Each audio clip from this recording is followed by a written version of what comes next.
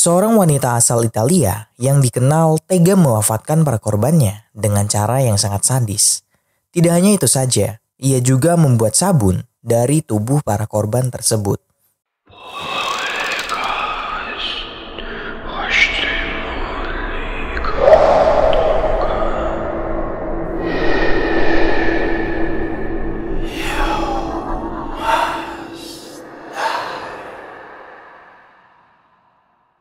Oke, jadi gini ceritanya.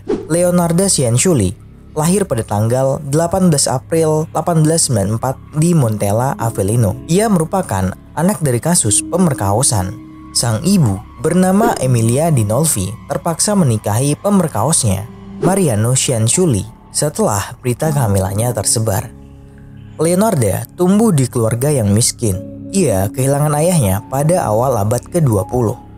Setelah ibunya menikah lagi, kondisi finansial mereka tak kunjung membaik. Karena itulah Emilia kadang melampiaskannya dengan menyiksa Leonarda. Hingga Leonarda pernah melakukan 2 kali tindakan pewafatan diri semasa remajanya. Namun, aksi pewafatan tersebut berhasil digagalkan. Dengan kisah masa kecil seperti itu, tak heran wanita yang satu ini di kemudian hari menjadi salah satu wanita paling sadis dalam sejarah negara Italia. Ia mendapatkan julukan Soap Maker of Correggio, atau bahasa Indonesianya pembuat sabun dari Correggio.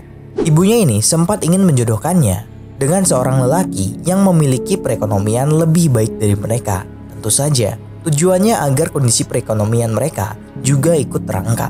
Tapi entah apa yang salah dengan calon lelaki yang dipilihkan ibunya. Leonarda ini malah memilih menikah dengan seorang petugas kantor pencatatan bernama Rafael Pansardi yang tidak mengubah kondisi keuangan mereka. Karena Rafael juga orang biasa seperti Leonarda, ibunya sempat menentang pernikahan tersebut. Namun, Leonarda tetap pada pilihannya. Bersama dengan suaminya, Leonarda kerap berpindah-pindah tempat tinggal. Mereka terus hidup dalam kemiskinan dan kesengsaraan. Bahkan mereka pernah ditangkap karena kasus penipuan. Leonarda ini pernah hamil sebanyak 17 kali, di mana 3 diantaranya berujung dengan keguguran. Dan 10 anak yang berhasil dilahirkan meninggal pada usia di bawah 10 tahun. Karena itulah, Leonarda sangat protektif kepada 4 anaknya yang tersisa. Ia percaya bahwa ibunya telah mengutuk pernikahan mereka hingga kehidupan mereka selalu diterpa masalah. Saat Dunia II meletus, Italia ikut serta dan memutuskan untuk merekrut para pemuda menjadi bagian militer Italia. Giuseppe Pansardi, anak tertua Leonarda, terpilih untuk masuk menjadi bagian angkatan darat Italia. Hal ini tentu saja membuat Leonarda khawatir. Ia takut sang anak kesayangannya tidak akan pernah kembali dari perang. Entah apa yang ada di benak Leonarda, hingga ia membuat kesimpulan sendiri. Jika ingin sang anak selamat, ia harus mengorbankan orang lain. Dari sinilah semua berawal. Ia mulai mencari korbannya. Pada akhirnya, ada 3 orang wanita yang menjadi korban kebengisan Leonarda. Pertama bernama Faustina Setti, kedua bernama Francesca Soavi, dan yang terakhir bernama Virginia Casiopo. Kala itu Leonarda ini mengaku sebagai peramal, dan ketiga korbannya adalah kliennya sendiri. Korban pertamanya bernama Faustina Setti. Faustina ini datang pada Leonarda untuk berkonsultasi perihal jodoh. Karena wanita setengah baya itu tak kunjung menemukan pendamping hidupnya. Leonarda mengatakan kalau ia harus pergi ke Pula dan akan menemukan pasangan di sana. Namun, Leonarda menyuruh Faustina agar tidak memberitahu pada siapapun perihal keberangkatannya. Faustina juga disuruh untuk menulis surat dan kartu pos yang dapat dikirim kepada kerabat dan temannya setelah dirinya sampai di Pula. Pada hari keberangkatannya, Faustina datang untuk mengucapkan selamat tinggal kepada Leonarda. Leonarda ini memberikan minuman anggur yang membuat Faustina pingsan. Tak lama, ia langsung mewafatkannya dengan kapak, menarik tubuhnya ke dalam lemari dan memotongnya menjadi 9 bagian. Leonarda juga mengumpulkan darahnya ke sebuah baskom. Setelah ditangkap, Leonarda mengatakan kepada pihak berwenang mengenai sisa-sisa tubuh Faustina. Ia mengatakan bahwa dia memasukkan potongan tubuhnya ke dalam panci, menambahkan 7 kilo kaustik dan mengaduknya sampai campuran tersebut berubah menjadi bubur yang kental dan gelap. Kemudian ia menuangkan ke beberapa ember dan membuangnya ke tangki septic tank. yang berada di baskom dibiarkannya hingga mengental sebelum dicampurkan dengan tepung, gula, coklat, susu, telur, dan margarin untuk membuat kue. Hasil kuenya ini diberikan kepada orang-orang dan sisanya dimakan oleh ia dan keluarganya sendiri. Menurut beberapa sumber, Leonarda ini menerima uang dari Faustina sebagai hasil bayaran untuk layanannya sekitar 30.000 lira. Kalau dirupiahkan sekitar kurang lebih 24 juta. Korban kedua bernama Francesca Suavi, seorang wanita parubaya yang dijanjikan kesempatan yang lebih baik daripada yang dimilikinya saat itu. Dia diberitahu oleh Leonarda bahwa dia telah mendapatkan pekerjaan di sekolah khusus perempuan di Piacenza untuk dirinya. Leonarda meminta Francesca menulis surat kepada temannya dan menginstruksikan dia untuk merahasiakan kepergiannya. Setelah itu, Francesca mampir untuk mengucapkan selamat tinggal kepada Leonarda. Untuk terakhir kalinya, Leonarda pun memberinya anggur. Dan sama seperti Faustina, Francesca ini meminum anggur tersebut dan membuatnya pingsan.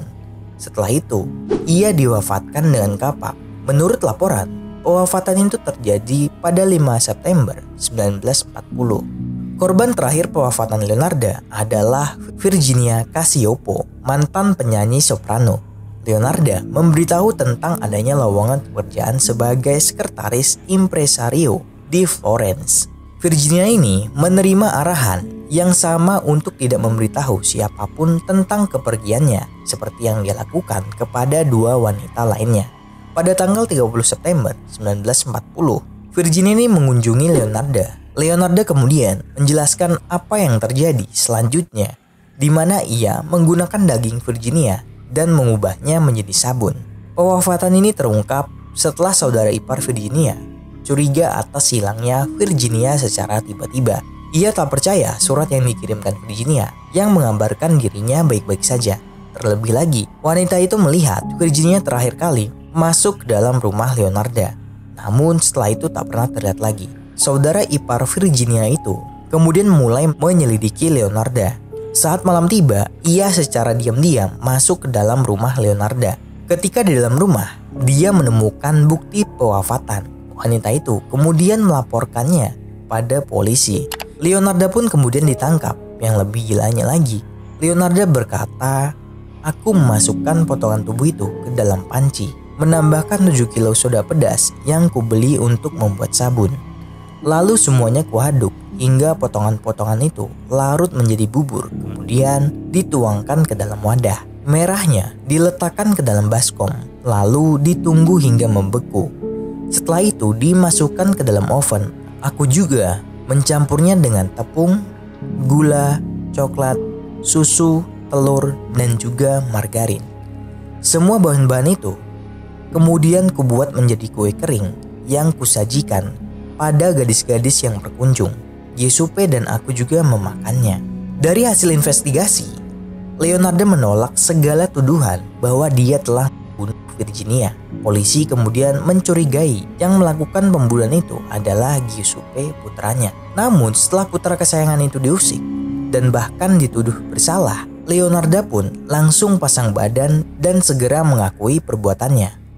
Bukan hanya mengakui tindak pewafatan keji yang dilakukannya, wanita itu juga menjelaskan secara detail apa yang telah dilakukan kepada korbannya, termasuk memotong tubuh mereka, merebusnya, hingga merubahnya menjadi kue dan sabun. Polisi yang mendengarnya tentunya menjadi shock, hingga Leonarda pun segera ditahan di Reggio Emilia pada tahun 1946. Dalam pengakuannya, dia tampak tidak menyesali perbuatannya. Akhirnya, Leonarda ini dinyatakan bersalah dan dijatuhi hukuman 30 tahun penjara dan 3 tahun masa tahanan di rumah sakit jiwa. Di tahun-tahun terakhirnya masa tahanannya di rumah sakit jiwa, tepatnya pada tanggal 15 Oktober 1970, Leonarda ini dinyatakan meninggal di usianya yang ke-79 akibat menderita pitam otak dalam waktu yang lama. Jasadnya kemudian dikembalikan pada keluarga untuk dimakamkan. Dan sampai sekarang semua barang bukti kejahatan Leonarda seperti kampak, baskom gede, pisau gede masih disimpan di Museum Kriminologi di kota Roma. So, jadi kurang lebih begitulah cerita dari Leonarda, sang pewafatan berantai dari Italia. Sebelumnya, mohon maaf jika ada salah kata dan kekurangan. So, thanks for watching.